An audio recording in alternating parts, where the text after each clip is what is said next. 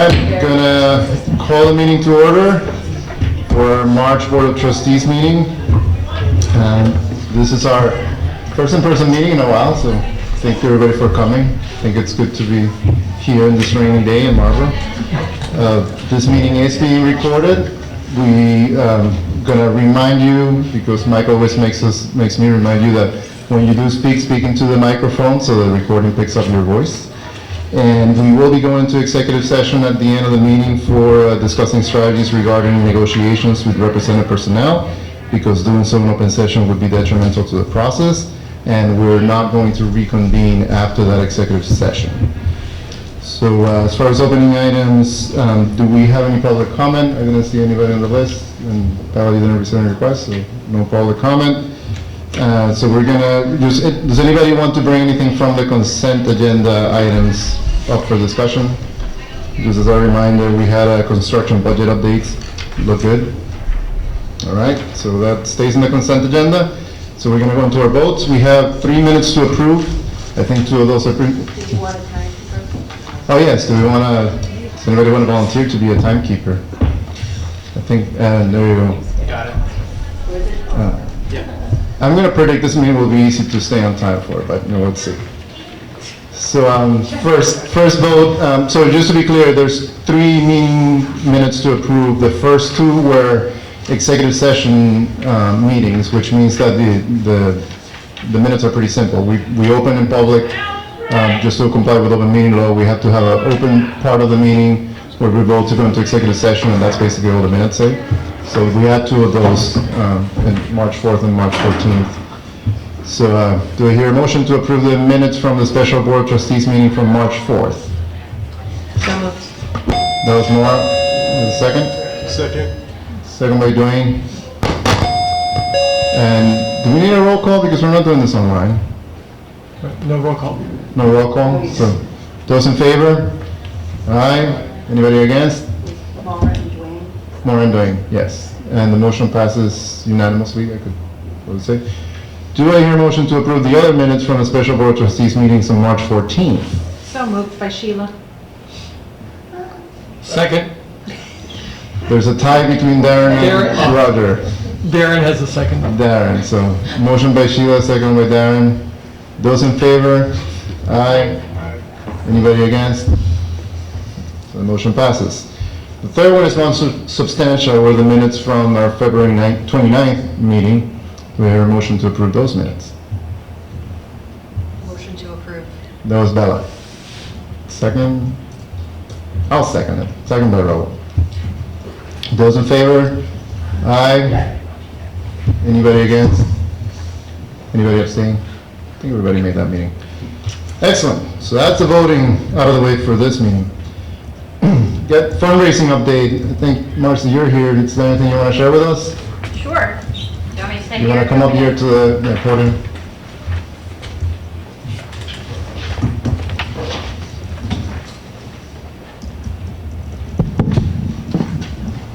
Yeah. Thank you. Maura, I apologize if I say anything that you're planning to do in the development update. I defer to you, Marcy. Okay, great. Thank you. So just a quick update. We've been working with the STEM Soaring Eagles Board to do some strategic planning. We started, a couple months ago, and we'll be doing this through June, just to realign the goals and put a renewed emphasis on fundraising and outreach. The development committee is actually doing relatively the same thing. We met yesterday for a planning meeting to just discuss roles, responsibilities, and expectations for that group. And we will be meeting more often, and we will be launching a fiscal year 25 development plan. The bricks, I mentioned last month that we have renewed emphasis on the bricks. That's going pretty well. We've sold 83 bricks. Again, our goal is to sell 300, but I will say we're running sort of a special, if you will, that anybody that gives $350 or more to the annual fund will get a free brick. And we're actually going to go retroactive, so anybody that has given $350 prior to support the campaign will get that brick. So I do think we'll be able to hit the number that we need to hit. What else do I have here? We did solicit all of the parents of seniors. We sent a letter for that, and we'll be doing grades 9 through 11 next, and then the lower school after that. We have overhauled the website, thanks largely in part to Mike Finkel. We've removed the emphasis to the campaign and actually put a renewed emphasis on annual fundraising and outreach. Just some quick numbers for you. So we have $4,100 of new brick sales this month. We have $36,462 in development events for this year, $30,000 in business support, and $45,955 in individual support. Danielle Gregoire came in for a visit on Monday. We had a wonderful time with her. She and Lisa had a real connection. She stayed much past the hour that she was anticipating to stay, which was really great. And I think that will be a nice relationship to build upon moving forward. We are starting to schedule a lot more tours. So St. Mary's Bank is going to come in, Bose is going to come in, Affinity Therapeutics is going to come in, and Hologic is also going to come in. So we're starting to do a lot more, bringing the school to life for some of those business supporters that we're seeking. And I think that was it for me. Does anyone have any questions? No? Okay, thank you. Thank you, Awesome. Marcy. Thank you, Marcy. For the update. We need to get on that break. My challenge is I actually have to, I saw the example where you put the kids with their graduation dates. I need to sit down and count and think where my kids are graduating, how fast they are. What a great idea. All right, what our parent rep, Dwayne, anything from our parents? No, nothing from parents this month, but continue to look for ways to outreach for the parents and see how they can connect with me. So. There was a PTO meeting forum. Yesterday. Yeah, there's a PTO meeting yesterday. They just went over what's going on with the after prom events, and they need some volunteers. And then there's going to be another meeting at the end of June, or in June.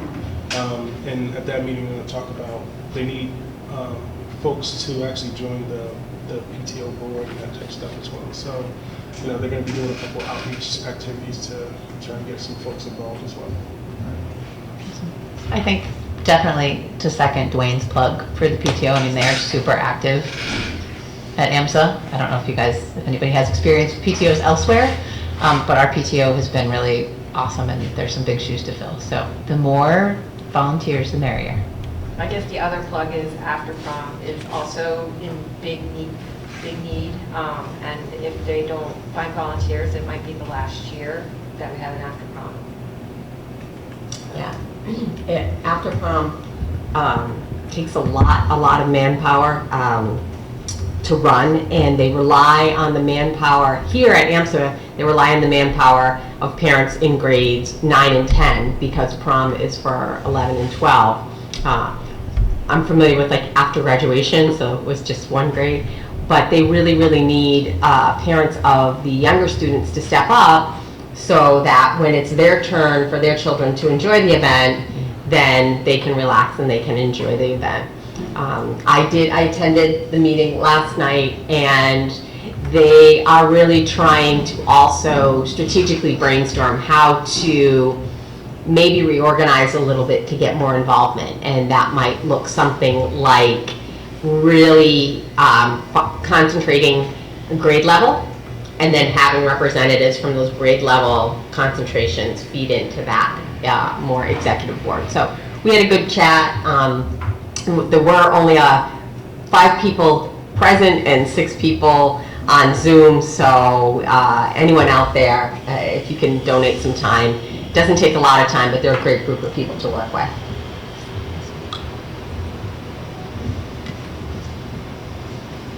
Thank you. Any other questions for Dwayne? Anything for parents? I know that Greg wasn't able to join us today. Lisa, is there anything, I'm waiting to report, you have anything from the teachers? Yeah, we don't have anything really going on specifically with the teachers. We are continuing to negotiate with the teachers, and we will be negotiating with the academic department chairs soon. Staff are really just focusing on classwork and getting the kids ready for MCAS. We just had 10th grade ELA MCAS this week. Sarah is like the MCAS angel for us. And we're going to have 6, 7, and 8 next week, Sarah? Yes. Next week. So we're kind of in that testing mode right now, so everything's a little quiet with the teachers, so I'm not surprised Greg didn't get any feedback. But we are planning events for Teacher Appreciation Week in May, and the parent PTO group is very, very helpful for that. So that's kind of what's going on with the staff. Well, with that, I guess you can Yeah. keep the floor and have your... All right. And Liana's going to help me by running the PowerPoint, so we can go to the first slide. And the first slide is to talk a little bit about budget.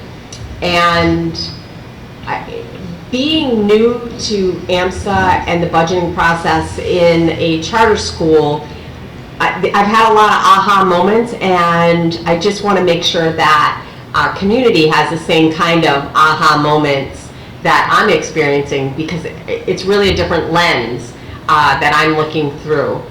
So I titled this a little bit of financial education on the AMSA budget.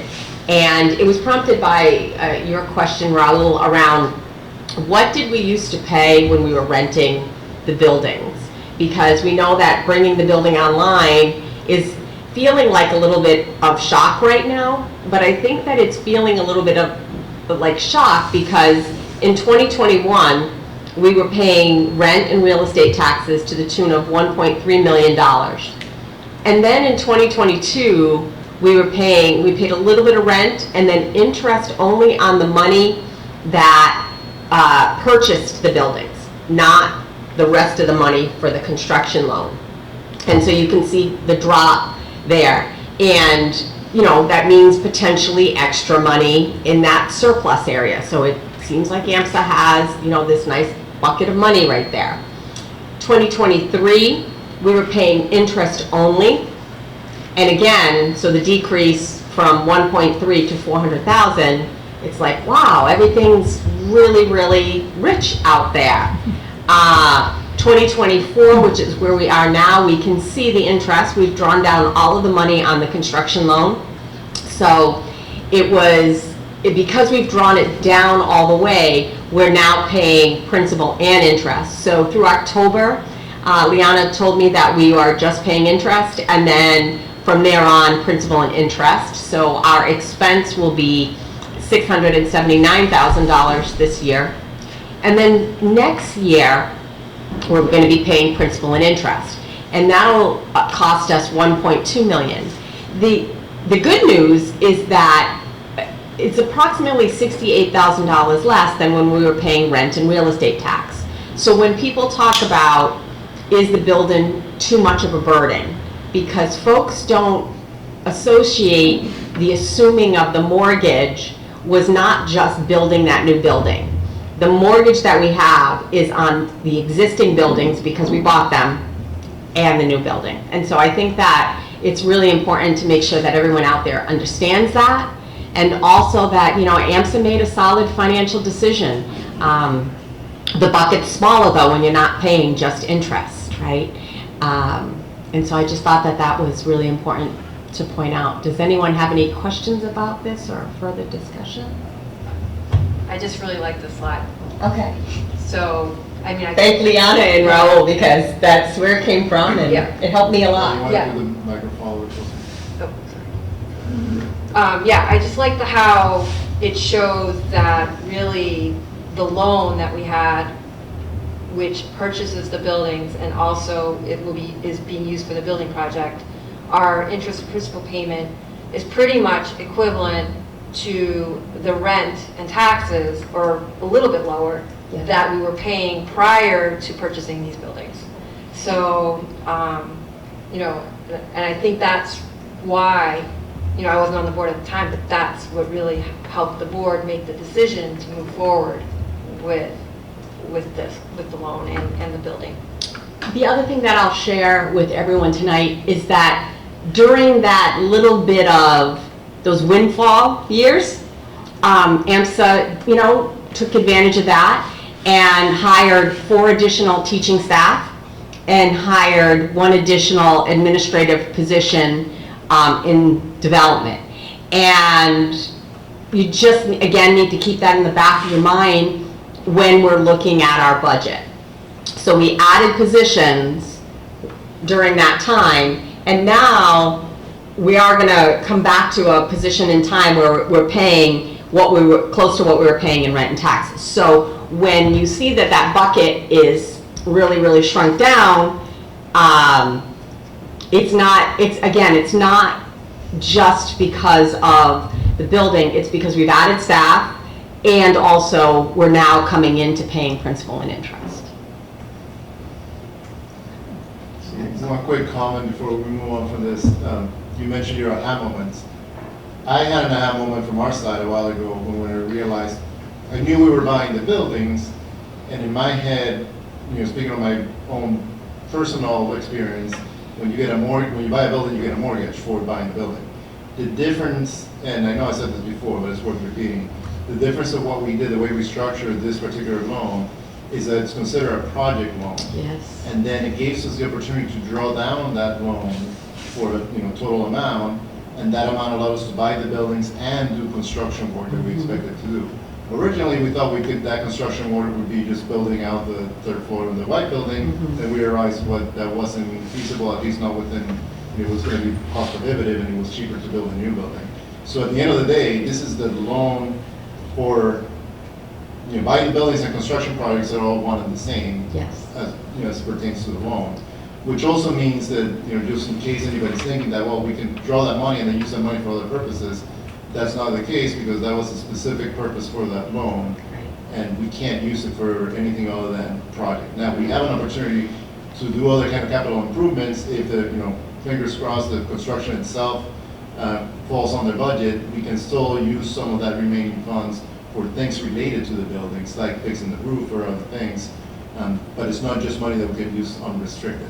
Correct. And it was really smart to go after the type of loan that AMSA went after, because it being that kind of project loan, you weren't paying principal for 2 years. So that was very helpful. There's another fleeting thought that I had the fleeting thought that came back is, I think that this board, especially the finance committee, is well aware of the disrepair that the AMSA buildings were in when they were purchased. And so again, I want to reiterate, it was a really intelligent move to go for a project loan to buy the buildings and to move forward with the building project, because even if, let's say, the building project came in and there was no contingency money to do any improvements moving forward, which is not what we anticipate, because we were only paying interest, we have been able to do some major capital projects around this, this campus, air conditioning units and whatnot. And so we're starting to bring the buildings back to kind of inhabitable conditions, because they were getting quite bad. And so, and someone who's been here forever, I think Roger's chuckling over there knowing that. So again, I think that a lot of applause goes to the board, the former ED, the director of finances for making this decision, and it's good to see it on paper that the new building is not driving AMSA's finances down. Now that we're in the mortgage phase, really, we're right back where we were when we were paying rent and real estate taxes. Yeah, two other comments related to that is, one, we negotiated it such that we didn't have to take all the money at once and then just sit on it. We were able to take the money as we needed it and pay interest only, which was a brilliant way in structuring the loan. Yeah. The other part, by buying the buildings, so we now control our own destiny in regards to the buildings. In the past, it was a mighty struggle and a challenge to request that our previous landlord do anything to help the building. So the building project, just the fact that we were able to buy the buildings and then control our own destiny in these buildings was, well, worthwhile all by itself, in my opinion. That we were also able to hit the market at the bottom, have a very low interest rate on this loan, and be able to fund a new building, and that we got it the right size. There was a tremendous debate on, well, should it be three stories, more floors, less floors? Initially, like I said, started the white building. I think, looking backwards, it really feels like the right size. We picked and selected the right size building and the right people to make that building happen. And I'm really excited about our future there. I would agree. We can move to the next slide, and as we do that, I'll let Liana come up to the podium. She's going to talk to you a little bit about this slide. This slide kind of shows you where we're at, and it's going to show you how tight things are. And that's why I thought it was also important to preface and start with why moving forward was really, really smart. But at this point in time, we are going to be assuming mortgage payments, and I will let... Sorry, I thought I could see that from here, but my old eyes. Okay. Is there any way to make it? In the microphone. I'm not sure, this is Lisa's creation. Okay, that's fine. So, board members have this available to them on Board on Track, the presentation, but also this one sheet as the it's called status quo sheet. Okay. So I'd like to start by just sharing with you the assumptions. This is our current work in process budget of where we're at right now. And our assumptions are that we're assuming a tuition increase of about 3%, which aligns with our historical tuition increase year by year. And all salary components are calculated at the 23-24 rates, so there's no increase or decrease. And there are no reductions in personnel or programming in this budget. So this is our wish list, so to speak. So as you can see, estimated 24-25, we've got a total income amount of about $18,418,000. Total expense $18,616,000, leaving us not with a net income but a net deficit of $198,000. And then if you scroll to 25-26 and 26-27, you'll see also a negative 484 and a negative 451 based on these assumptions. Now some key components that we all need to think about now that we are landowners, building owners, is to meet our covenants with the bank. So there's two covenants that are very important to make sure that we comply with. The first is called the debt service coverage ratio, and that's to make sure that we have enough operating income to meet our debt requirements. And so if you look down here, I'm kind of like a bottom line person. If you look down here, we're at 0.92, and we need to be at 1.15 or higher. And if you scroll through the 3-year plan, we're not meeting it under these assumptions for the next 3 years. So then the other covenant that we need to make sure that we comply with is the loan to value ratio. And that's basically our loan cannot be more than 80% of the value of the building. And so you can see down here, this number here, the 0.77, always needs to be lower than 0.8, which it is in the next 3 years. And that is primarily due to the mass development insuring us for a little bit more. So they're covering that percentage, that extra loan to value variance. So we don't... Oops, sorry.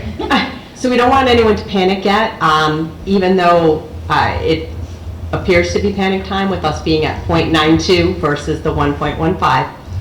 Because, again, we did not remove anything from this budget.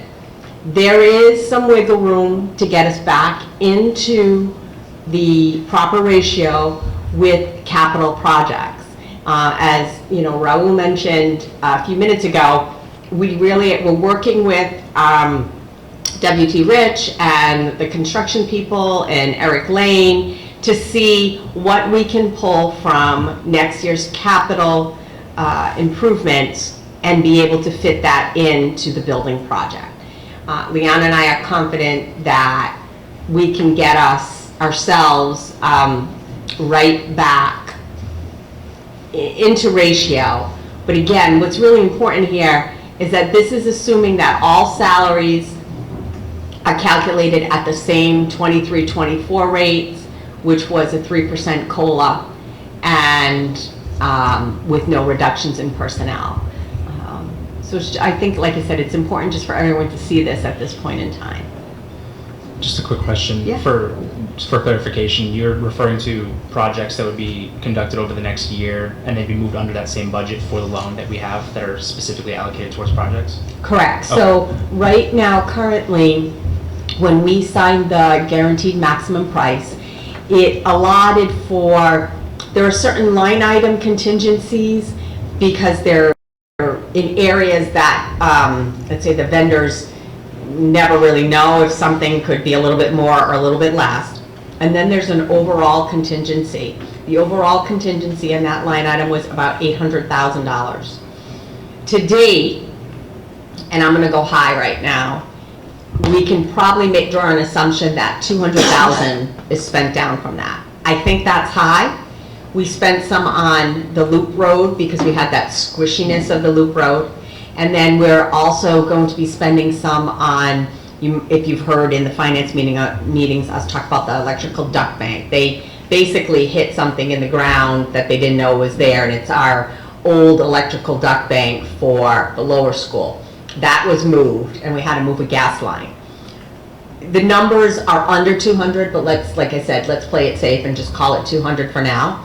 That means that there's about $600,000 in that contingency line item, and if we don't spend it, the companies are willing to work with us, and we're getting some estimates now for the roofs. We're getting some estimates for the safety covers right where the lower school doors are so that the ice doesn't keep crashing down on people. So different things that are like really important to do. We will know at a certain point in time if we can move them out of this budget and into that budget. And therefore, it will bring that number closer together. Okay, thank you. That was my next question. You're What were welcome. those projects and, what number crunching has been done already? But, Yeah, okay, good. yeah. Where do we stand for the current fiscal year? Are we going to meet the coverage ratio this year? Yes. And what's the delta?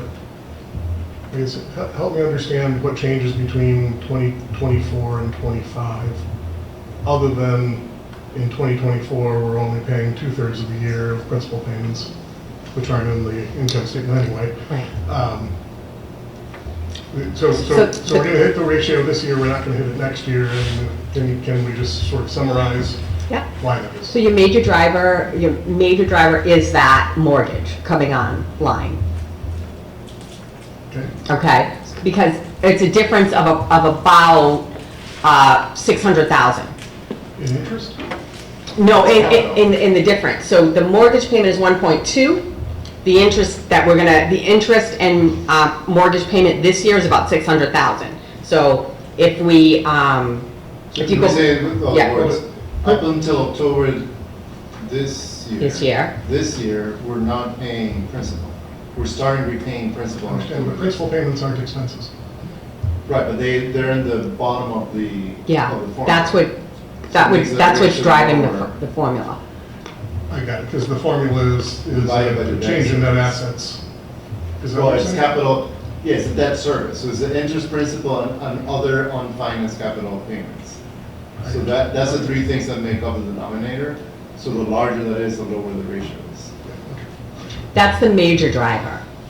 And then some capital is another big driver. Got it. So it's the denominator is moving, it's the move in the denominator that's the real issue and not as much the change in the numerator. Exactly. Is that There's- what, yeah. have I got that? Yeah. There's also, like, we have until September of this year to spend down our ESSER money. I've been kicking the can down the road because it's been getting close to where we would need a single audit, which is a lot more effort on everybody's part. So we've been rolling that over. So we're gonna recognize all of that grant money this year to clean that out, so. Which is what's happening to most schools across the Commonwealth and other states as well. Okay. Just out of curiosity, and only if this, sorry for being ignorant, but I'm new. Please do us. Yeah. We knew, yeah, I agree with Roger, the terms of the loan, and I haven't gone through, Leon was kind enough to send me the document. I didn't know what I was asking for when I asked for it, but I'm committed to getting through all 469 pages. You're better than the rest of us, we read the summary. You know, the detail matters. The terms are great because we deferred the principal payments, right? But we knew that we were going to defer the principal payments. I mean, we had 2 years to foresee an increase in the denominator.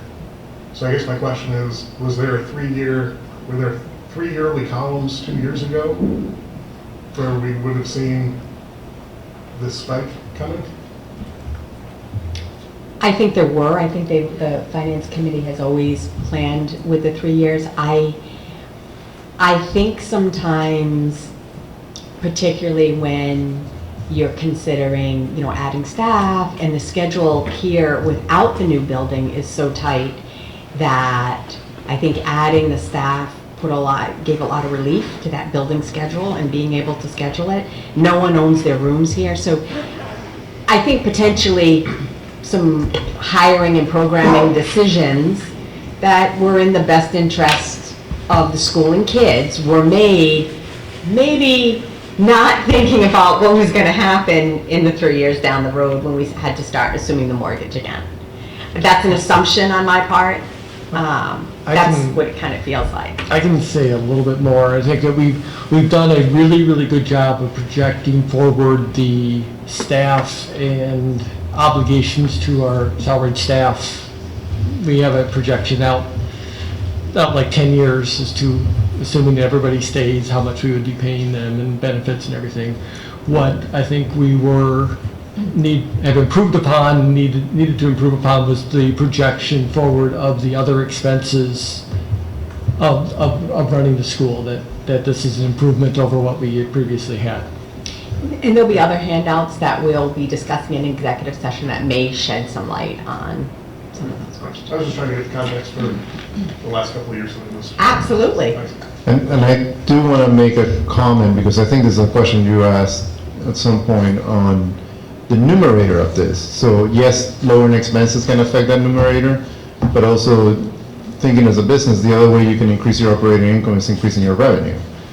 And we really can't do much about our revenue. Our revenue is determined largely by tuition, which is completely out of our hands.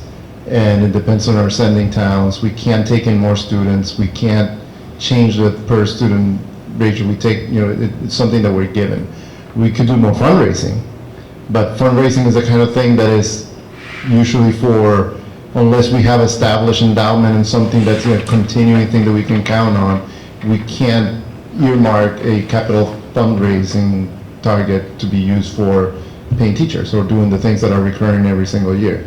So just to make it clear for everybody, historically in the last few years, we haven't had a tuition increase, and it's hard, and I know that's one of the discussions in finance is how do you project that out, because it changes even within the year. We get every quarter, we get the tuition that we're going to get, and we don't know until within the quarter. It's hard to project over a longer period of time, but historically, correct me if I'm wrong, Roger, but I don't think we've seen an increase of more than 3% on tuition. So this year, they did increase the facilities by $100 per student, but they're not guaranteeing that for next year. Right now in the governor's budget, that $100 goes back to the previous amount that was given. So it's it's a loss in tuition unless the governor's budget changes or something happens. the Charter Association has really been advocating to try to get that facilities number up there, to put charters on par with districts. And they thought they did a great job with the $100 increase for this year. But again, we don't know if it's missing intentionally or not intentionally in the governor's budget. No, yes, so answer your question, yes, overall, the percentage increase has been about 3% year over year. It varies, again, based on our population and what our sending towns spend, but 3% is a good number. And we actually have developed a more sophisticated process. Bella and Leon have worked together really hard on that to be able to more accurately project what our incoming tuition is, and that is 90% of our budget. So if anybody's wondering that's listening, I see two things that we can do to help. One is fundraising, so please participate, please, donate, but the other one's advocating, because, charter schools have this challenge, and advocacy is something that we haven't really put a lot of focus on. And I know it's not something that's gonna happen quickly, but, showing and the Charter School Association has a lot of resources for that. Just show that, this school is a big part of the community, and the charter schools that serve also, a part of the pie, right? So not in detriment of others, but it should be part of how we increase that top numerator of that formula. And that was a major part of the conversation that we had with Representative Gregoire, was that there's two things that she can really do, where her conscience is clear, and she's helping the district public schools and the charter schools as well. And number one is to advocate for full charter reimbursement to districts, and number two, to advocate for adequate facilities for charters. And if she takes that ticket and runs with it, then we'll all be right behind her, because I think it's important to support the district schools, and I think it's important to support charter schools as well. It's not a zero-sum game. Exactly. So, any other questions on this area for Liana? Fantastic. You can switch, Liana, and you can even go one more. So this is the time of the year where the executive director provides you some information on attrition and our lottery. I'm going to have, once Liana gets out, kind of click through these slides a little fast, just have you take a look, because I do have a summary at the end, but I gave you individual slides with regards to students leaving. Most of our students do leave to go back to their sending district because of fit. Let's stay here. They claim because of fit, which completely is understanding. We do lose students in 9th grade to ASABET, because again, I think those students are perfect for ASABET and for technical education, and that's always a good thing for them and for us. What's really important in the data, I think, when you're looking at attrition, is to dig deep to find out who's leaving in order to make sure that AMSA truly is serving its charter. So some of the things that I've heard as a new ED is, AMSA is that elite school. AMSA is the school that gets, all the straight A students. So AMSA is the school that is just too difficult for some kids. And the data says otherwise. We really are fulfilling our charter, and we're serving all students. So out of the 32 general education, 35 students that have withdrawn from AMSA, 32 students are general education. So our IEP kids are not leaving in droves like other folks think. 27 of those students are identifying as white. So again, I see no ethnic or racial disparities there. And I broke the towns down the bottom. When kids move away, I will tell you that their parents try to drive for a while, and then sometimes it becomes overwhelming for them. So really, I think the attrition is probably in a typical range, but what makes me really happy is that, we aren't losing kids because we are only teaching to the high levels. we're teaching all students, and all students have the opportunity to be very successful here at AMSA. So it's, again, something to be very proud of. That's all the staff here, that's on their backs. They're doing a phenomenal job, so I congratulate them on that. Anyone have any specific attrition questions? I appreciate the breakdown because I think it's good. I appreciate that you guys are looking at who's leaving, not just the towns, but sort of what areas these kids span of our demographic makeup, because it is really important to make sure that we're serving everyone. Yeah. Yeah. Yeah, I was excited because, like I said, it's kind of like that little buzz out there. Well, they'll send all the IEP kids someplace else, and it's clearly not what the data shows. Are these all end-of-year departures, or are they sprinkled? They're sprinkled. So this is current. So this started I think the data started in the 6th grade data. That's a little wonky because some of them, I didn't include the kids that left before they came. So I think there were 3 6th grade students who initially said yes to AMSA, but then never crossed our doorstep. And so this data goes from kids that left in September right up through the February we cannot backfill. So all of these seats have been backfilled for us. And is there a hard census date that forms the basis for the revenue? That's a good question. I'm gonna ask Liana that. There is. I got you. No, I think I can. Okay. I can help answer. So we receive compensation basically on number of days that a student is here at AMSA. So a student that's So it's prorated. it's a prorate. Something I didn't know either, Looking at, Are you talking about tuition? yeah, like if a student were to attend it from September 1st to December 1st and decide to return to Marlboro. Yeah, it's prorated. So we receive prorated tuition. Okay. And do we, so I guess it matters if we can fill the spot quickly. Yes. Yes. And Linda Edwards is a master.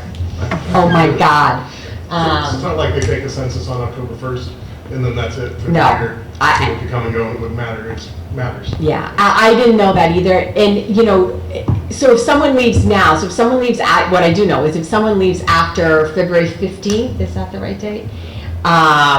Then we're not reimbursed for backfilling that seat, but we're smart to backfill the seat because then we get the seat right away in September.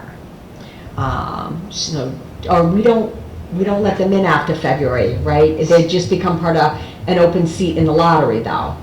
Yeah, And you- learning every day. So do you lose the revenue if they Yes. do that? for Yes, February? yes, So you lose the revenue, but you can't refill it. correct, But wherever they're going also doesn't get the revenue after February. correct. If they go back home, yeah, if they go back home, right, then they do the October 1 sims and then they do a March 1st sims. So if they go home, they go to their home district or their sending district prior to March 1st, they'll get picked up in that March 1st sims, and that's where their tuition or their revenue gets adjusted. Yeah, but they become part of our lottery. All right. Next one. So we're all about educating tonight. Because again, I guess I'm learning so much that I feel like if I need to learn all of this stuff, it's not necessarily that the board needs to learn it, but our families definitely need to learn it. So a quick explanation of the net school spending cap. And I think it's important for us to talk about this tonight because Marlboro hit their net school spending cap and they were listed as a skip over district for us this year. And Hudson was very, very close, but they weren't there, so they weren't considered skip over. And so what does all that mean? So net school spending is the minimum amount of money that a district must spend to comply with state law. So when schools fall below that and kids are going to charters, there's no issue. You can take as many of them as you want. But when a state hits that minimum amount of money that the state says that when a town hits that minimum amount of money that the state says you have to spend, the state doesn't expect them to spend more than that. So because charter costs them money, and not 100% in the first year, because there is that graduated tuition reimbursement. When they're there, the state suggests skipping over that district in your lottery. So kids can put their name in from that town, but it's suggested that the schools skip over. And I say suggested because DESE likes to use language that I don't necessarily always think backs up schools. So they suggest you skip over, but what they say to you is, if you take a kid from that district that's not a sibling, we won't pay you. You won't get paid, period. So why don't they tell us to skip over is really the question, right? So they're suggesting it, but they're telling you that you will not be paid because that town is at their cap. They do pay for siblings. So any kids that are 6th graders that put their name in the lottery from Marlboro that have a sibling here and made it to the lottery number, they can come in from Marlboro and the state will pay their tuition next year. And so we do have some siblings that we took from Marlboro. The easiest thing for AMSA to have done would have been to skip over Marlboro because there's no risk there. What we did, however, because we didn't really want to kind of be perceived as unfair to Marlboro, is we did some calculations, Linda Edwards, Liana, myself, and because of students graduating and leaving us, we felt that we could admit 25 non-siblings from Marlboro, and Marlboro would still be under their cap. And so we would get our tuition for the kids. Marlboro would have a chance to get some students into AMSA, and it was the best that we could do. That's really confusing. Yeah, I'm wondering if we can explain it in a different way. Okay. Is the Which cap, part of it? is the cap per the total population of AMSA, not the incoming class? You mean it's the number of students for the total population of AMSA? For the total, so you're saying that because of the graduating class had a bunch of, let's say 25 Yeah. graduating Marlboro students, we had 25 students that are not going to affect that cap because... That's correct. So when the state tells you that the town is at cap, Why, I guess I don't understand the state's incentive for telling you not to take the students from Marlboro. I guess that's what I'm missing. so the state's, because the town of Marlboro doesn't have to pay for anything over that minimum, right? So when the town hits their minimal school spending, Yes. you can't give them a bill anymore. And they're so close to that minimal spending, DESE says, we suggest you skip over Marlboro. Because Marlboro is within 3% of their, it's called minimum spending, but it's really the max, basically, right? But they say minimum because if you look at towns like Lexington, Dover, Sherburne, all those towns, they always spend above their minimum levels, right? Yeah. So that's, but the state sets these minimum levels. If you hit the minimum level, then you don't have to pay any other bills, basically. So they told us the percentage where Marlboro was at. We ran a calculation. We knew we had, I think we have about 19, 20 seniors that have graduating this year. Yeah. We knew that we'd have some attrition. So again, it's all based on some calculations. And we felt comfortable accepting 25 in, hedging our bets that it would still keep Marlboro below that level. Okay. Okay? This is for the incomings. This is for the incoming students. Well, no, this coming 2024 school to 2025. 24, 25, correct. Correct. Yeah, we've had a couple years in the past where we've had to cap admissions from Marlboro. Yeah. And my understanding was, well, there was two factors involved. One is per sending town, that there's a maximum number of students that No. we could, okay, this That's, is a yeah, different that's cap. not, yeah, that's not, Okay. I think that's a perception sometimes when Okay. it comes to regionals and charters and, voc techs and charters, but no. Okay, so, and there was another factor involved, that if the school district was considered to be a poor performing school district, that we could then You could pull as many people, a larger percentage of people, but that Right. was the two factors involved, and in the past, Marlboro was right on the edge of whether they were in the lower category or upper category. Correct. So we had to wait and see, so. Marlboro's not considered a poor performing district at this time, so you can't go over that cap. Got it. Of the 25, how many are siblings? So those 25 are not siblings, Okay. okay? Because siblings are paid for, so some siblings have, and we'll see that in some of my slides, you'll see how many siblings and all that coming I'm up. going to ask a question, and I don't want it to sound like it's an inherent criticism. I just want to make sure that I understand. Absolutely. Had we chosen to skip, well, what's the per head tuition rate? So so had we chosen to skip over Marlboro, this is where DESI, again, is not always your friend. Yeah. Hudson is near net school spending. Really near the cap. But they're not at their cap. And they're like 1 to 2% below what would take them to cap. So you're not allowed to skip over Hudson because they're not within that 1 to 2%, right?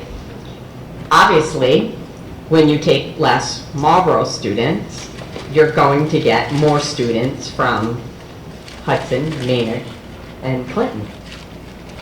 There was a good chance that had we not hedged our bets, we might have pushed Hudson over their spending cap and not gotten tuition for some Hudson students.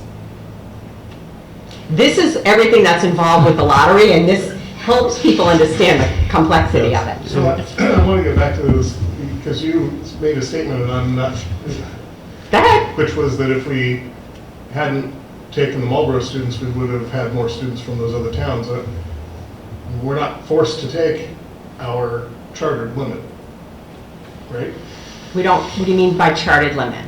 The 966. Have fewer students. Oh, we are not we're not forced to take 966. Like, let's say we didn't have that many applicants, correct? Okay. So really, I mean, that what I'm trying to understand is we made a choice. I'm agnostic on the choice. Yeah. But had we not taken the 25 students from Marlboro and we had gotten the 25 students from somewhere else, what's the delta in the revenue? It's not a revenue thing. It's more about ethically serving your charter to serve all students and, getting the mix from all the towns. Yeah, sorry, and Darren, I think I understood your question. The way I understood the explanation is that these 25 students did not affect their revenue because we knew that we had graduating students. Right. And I'm not sure if these are the numbers, but to make it easy on my head, I'm thinking there's 25 students from Marlboro that are graduating, and we're taking 25 students. Even if they were at the cap, the total number of students at the school from Marlboro is still the same. Therefore, we're not risking losing any of that revenue. So the revenue effect of not skipping Marlboro was zero, correct? Correct. That's exactly right. If we didn't have any... So we're not reducing our revenue to be nice to Marlboro. I think that's what you're asking. Yeah, I don't want to get too far into the weeds, but it's okay. Now you have to say something, It seems like Sally. there's a timing difference, right? Because if you take them and Marlboro's above, below the cap, whatever, they've hit their limit, then they don't have to pay you for the students. And so when is that evaluated? Is it evaluated at the beginning of the year after the graduating students have left and the other students? It's for next fiscal year. Okay. Yeah, so it would be, because, you graduate so many, that increases that room before they hit their cap. So we knew what we could take and not force Marlboro to be in that position to hit the actual cap and not have to pay. And does that not have to pay at all or over the 25 students? No, it would have been just the overage. Would have been just the overage. I have a, oh, go ahead, sir, first. There you go. Oh, so what if we did do the skip over and we also had all these graduating Marlboro students? We would have been way under the cap. Is that right? Is that right? It's more their cap Their than cap, ours. yeah. They may have been under, yeah, they would have gone further under than what they are. Yeah. So when the school hits, like, I think it's like 1 to 3%, when they get within 1 to 3% of their cap, they're considered a skip over district. I see. It happens a lot in like the Boston area and whatnot. It happens less here, but it has happened historically with Marlboro.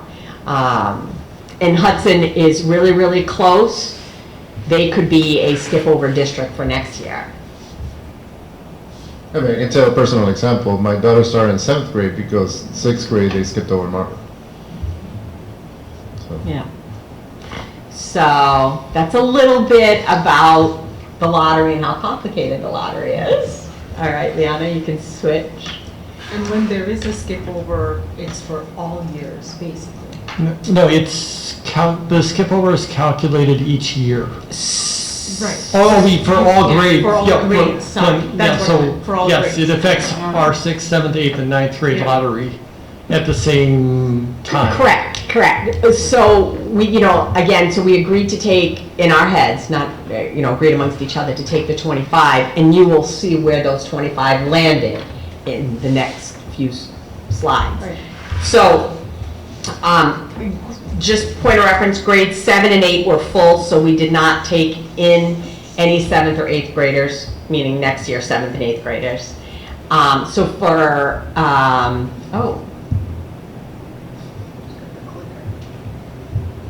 yeah.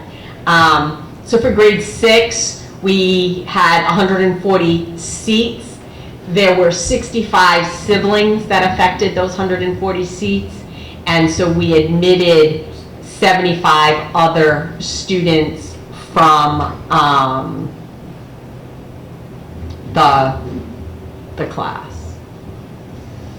So Lisa, here's between the 25 and the 22, I was trying to reconcile, because we kept talking about 25. Right. Non-siblings. You want cancel? Cancel. All right. So when you see Marlboro here, 55 kids came in from Marlboro. 22 were non-siblings, so 22 goes towards that 25. Okay? The rest of them were siblings, and therefore we're reimbursed by the state for those. We had 9 students from Maynard, and we had 3 others, and the 3 others were siblings. That's how they got in from the non-core towns. So I think that's what I was asking. I thought in the slide previously you were saying there were 25 non-siblings that we took, and we talked about the cap. And everything. Right here is 22. Right. So watch. Coming up. Oh, coming up. It's coming up. This is only grade 6. Next slide. I missed that. There we go. So here, your 3 others are in that 9. So these are So there's 6 siblings and 3 non-siblings. That makes our 25. Yep. And that is the lottery results for this year. What do I got next? Wait list, we have 284 for 6th grade, 191 for 7th, 168 for 8th, and then 148 for 9th. So we will be able to backfill throughout the year as we go. The interesting part of the whole cap and skip over and stuff like that is if a student from Marlboro declines, either 6th grader declines or 7th grader leaves or an 8th grader leaves, we have to go to Marlboro despite where that kid's position is on the wait list. So that's something that really upsets parents because they don't understand it. It's like a parent from Hudson, like, my kid's next on the list, my kid will probably get in, a seat opens up, but it's a Marlboro student leaving, you have to take a Marlboro student to fill that because of this skip over net school spending situation. If that wasn't in play, you take the next one on your waiting list. So I think that, again, I'm learning a lot. I think it's good for our families to learn a lot because you can get really mad when your kid doesn't get in, when they're the next on the list, and you don't understand why. Any questions on? How are we doing timekeeper? We got 10 minutes? We're right on time. Okay. Give or take 5. All right. So the next slide that on the last slide for you, is just some photos for our construction update. You had, something in your packet from Liana, but what we wanted to share, let me see if I can scoot around there. Not that I love the camera. But this is really super, super cool. So, all right. So right here, this opening right here is the drop zone for engineering and physics, where they will be able to drop from the second floor all the way down and measure and calculate and do all those things that you see written. This will be a drop things. Yeah. They write their formulas on the walls here, so I'm sure that they'll continue that. But you see the roof, you see the first floor. It's really coming along.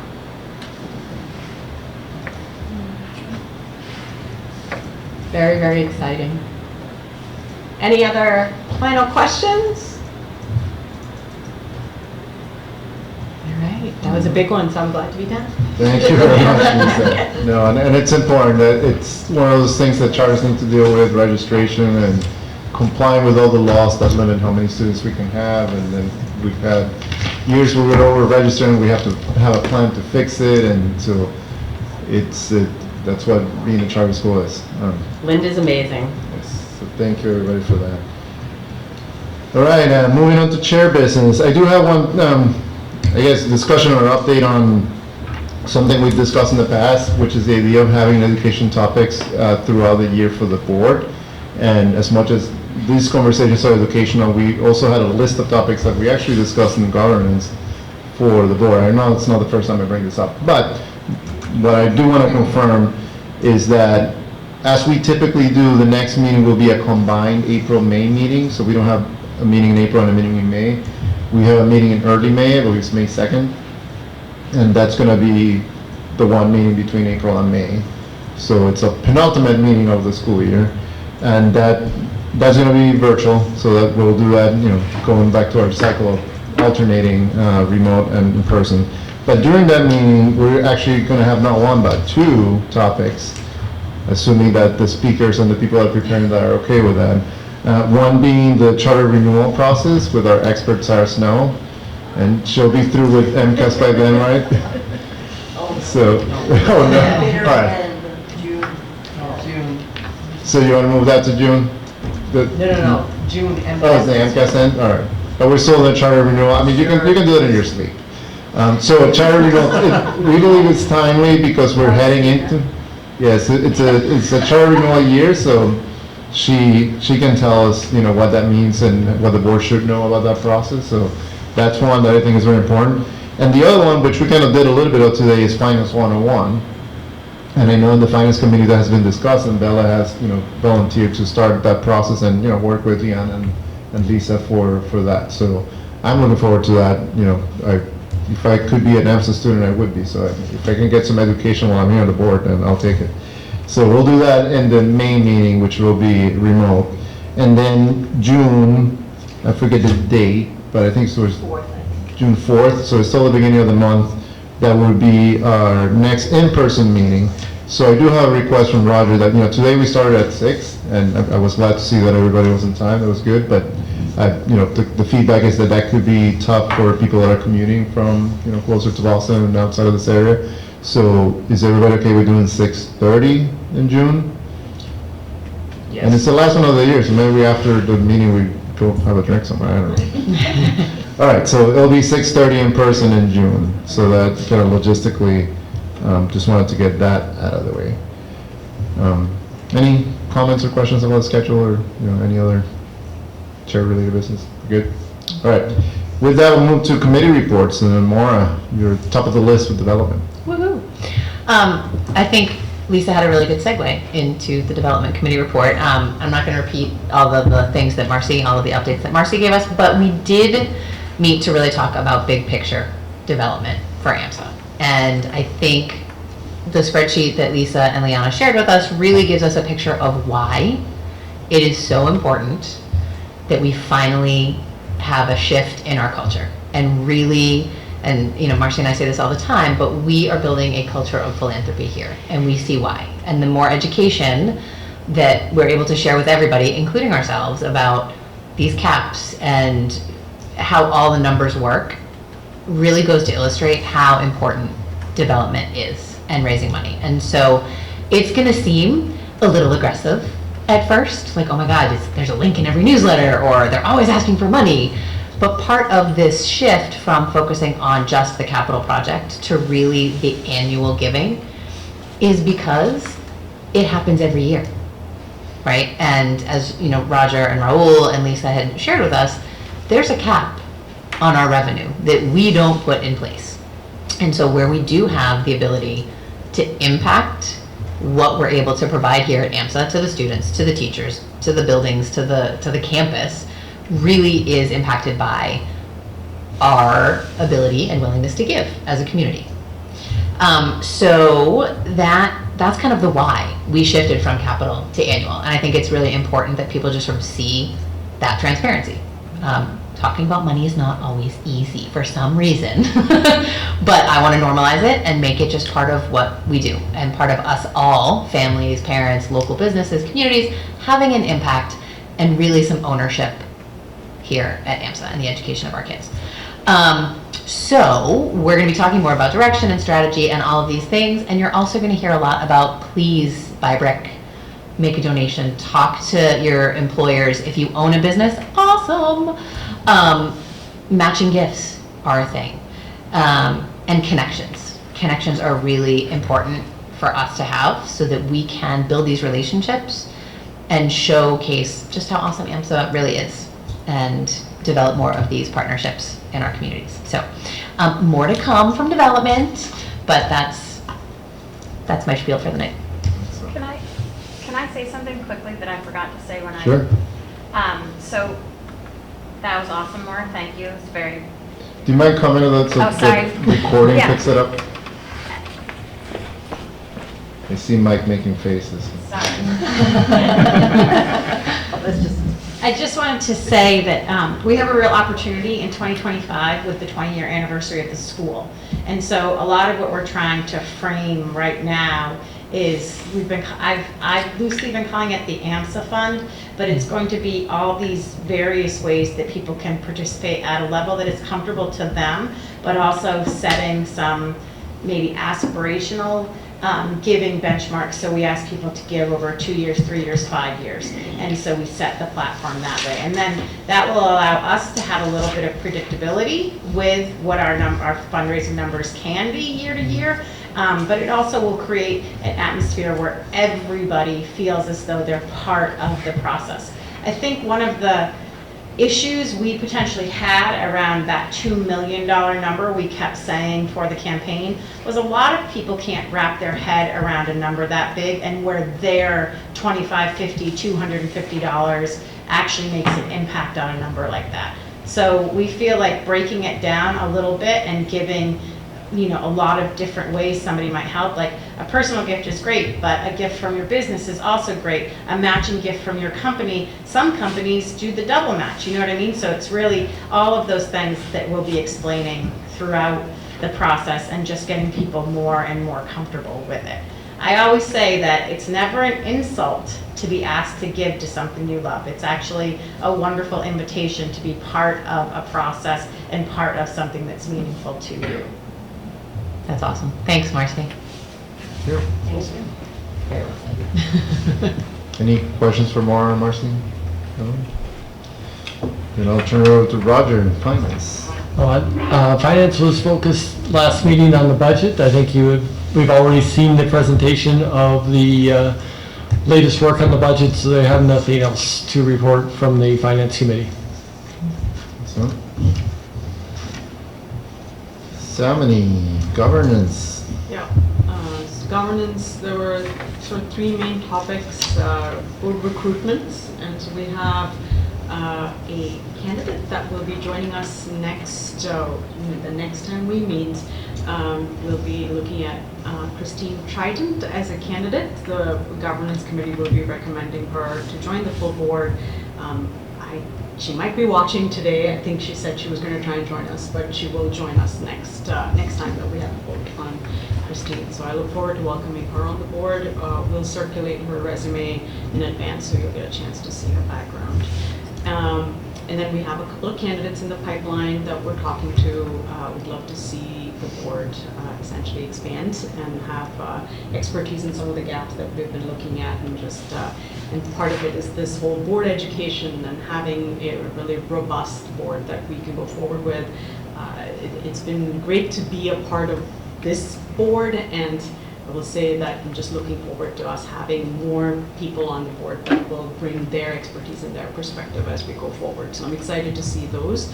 And then the last thing was, I don't think we have to have a vote on this, Lisa, but the animals in school policy was something that was already established and part of the employee handbook, I want to say, and then you're going to move it also over to the student's handbook. Am I capturing that right? So that's something that we talked about and said, yes, we just looked at it again and everything looked okay. So we're going to go forward with that. So I think those were the things that we talked about. The other big one was board education, which Raul already covered.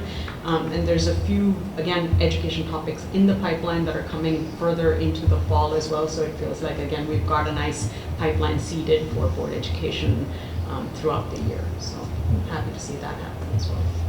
Anything to add, Raul? Yeah, I'm going to add two things. We have discussed we have in the calendar kind of review of the policies and which policies we think. It's not like we go and reread every single policy, but we say, hey, is there anything that we feel should be revised? So you probably saw an email from me that I probably sent it a month too late, but it was basically requesting everybody if they have opinions. I did get a couple of responses, so we'll bring it to the next governance meeting. And just a bit of a preview, we're having a bit of a conversation about ex officio members of committees. So like people on the staff that participate in, so Mike, for example, is in education, Sarah is part of governance, and there's only one officially mentioned in the bylaws, which is the executive director being an ex officio member of all general committees. So we realized, well, we don't really have anything in the policies that say, do they vote on everything? Is there another account? So hasn't been discussed, but it's one of the things that came up with the comments that we can maybe formalize a little bit more with policy. So that's one thing. And then I did want to mention one thing of what governance does, because to some people this might feel overly formal, and we spend a lot of time working on about writing things down and putting things in a piece of paper and formalizing processes that are not that complicated to begin with. However, we got a good validation this week of how valuable that is, because we received a communication from a charter school in Cambridge saying, hey, we're looking at your website and I saw you got some really good parent and teacher rep descriptions, like job descriptions that explain how a parent rep should participate in the board, how a teacher rep should participate in the board. We want to use that. Is that okay with you guys? And we said, of course, community is part of our values. We definitely want to share what we put together. Please go ahead and adopt it. But the fact that they reach out, first of all, shows a lot of ethics on their side that they didn't even want to use it without letting us know. But also that they found it valuable. So I do think that validates a lot of what we all do, is spending our own time on creating these things that some people might think are just formalities, but they're helpful. So thank you to the governance committee that put all the time to doing all those things, everybody that has been part of that, and of course Sarah and the staff and everybody that has participated and put in a bunch of little things like that you're having an impact beyond AMSA, and then that's always great to know. So I did want to share that as part of governance, even though we didn't really talk about it in governance. But yeah. Anything else, Simon? Nope. Anybody else from governance? Sheila? I got a quick question. When's the next governance meeting? Just so I know when I can provide feedback on the policies. Do you know, Sarah? The second Wednesday. Do we have it in Yeah, April? or- plenty of time. Yeah. Thank you. Yeah, it's on April 10th. Yep. That's it. Thanks. And just to be clear, I wasn't really asking for everybody to read all the policies there are and find out what you see wrong in them. It's just that if there was an example, if you want to read them. But your perspective as an alum, I think, could be a good one for giving an angle at that, your perspective on that. Join us if you can. Yeah, and then you can join the meeting too. Yeah, I can jump in the meeting. Yeah. Over. It's on board on track. I guess that should have been my answer. Go on board on track and check. That's the policies are there and the calendar. Yeah. Thank you. And we start at 6:30, so it is. Oh, nice. And it's remote. All right. Anything else for governance? If not, then Roger, education. Yes, Education Committee met twice in the month of March. We've been focused on the student or the family and staff surveys. We have completed the final draft of the surveys for both the family members and for staff. We're working on exact scheduling, but the plan is that the family one go out before April break. No. Right. The family one will occur right after April break, and we've shortened the family survey down to less than 10 minutes. And Mike, you can talk to it more. It should I think the survey, we all took a trial run at it on a Zoom call together. So we all took the survey on our own screens, and I think the average is around 5 minutes. Yep. To fill out the family survey. Yep. And we also have a more extensive staff survey that we've worked through, and so we'll be implementing that probably in the May timeframe. We'll be working with Mike as to exactly when that survey will be done. And then once we have the data, we'll be presenting it probably in the May-June timeframe. Typically in the past, we've done the raw data, or the survey questions we can summarize quickly, but then there's also an open response, which we take longer to analyze, and typically we'll spread that over 2 meetings, and we'll report that out to the board. Have you thought about any incentives to try to get people to complete it? That was not part of the discussion, but It was an original part of the discussion that we thought. We were just kind of brainstorming ideas. Our ultimate goal initially was just making it more concise and more available to parents specifically. Like we've discussed, options when it comes to the teachers of having it added into the end of an all-staff meeting, like where everybody sits down for that 5 to 10 minutes at most, just to get a better response rate. Because when we look at the statistics, it wasn't the best when it looks at the data pool. So I think it was 50%, 60% for staff, which that's for staff. Like we can do a lot better than that. So mostly just getting more information in as opposed to the incentives thus far. So we'll have a nice baseline this year, hopefully, with what we've done in terms of making it more concise and grow on that. You might want to think about maybe something like if a parent completes the survey, their kid's name goes into a raffle for, I don't know, something fun like an extra dress down day or something. I know, I would bug my mom, so uniforms, whole lot of fun. good idea. Or maybe another pie to the ED. Yeah, I'm not so sure that went over so well. Oh, there you Oh, and go. also one final announcement, Christine Trident has already joined in as official member of the Education Committee and has participated actively in the survey creation. That's great. Yeah. That's great. Excellent. Questions for education? Anything else from that committee?